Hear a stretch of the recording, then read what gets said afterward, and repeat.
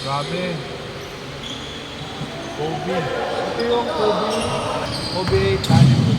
Guys, tawa ko. Kobe 8 Hollywood. Hollywood na. Ganda lang quality niya. Ngayon, titignan mo. Sino magkakala UA yan? Oh, sino magkakakalang UA ito? Yan. Tignan mo. Iba. Pero, ang napansin ko lang ngayon, bentahan niya alos close to SRP. So, yung mga nag-ipon ng ganito, tago nyo na lang muna kaysa ibenta nyo ngayon kasi siguro bigay kayo mga 6 hanggang 10 buwan. Ayun pa. Ito kayo. Huwag na yan. Hintayin nyo mag-iwahiwalay. Oo. Kasi maganda oh. Maganda quality niya. Wala na, buo na isip ko eh. Ang problema lang dito sa Kobe na to, ha? Alam nyo kung ano?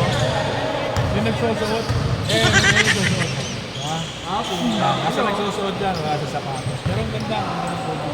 Kobe 8. Hollywood Night. No, Hollywood Night. Tapos, ang sizing nito, ang balita ko, 3 to size.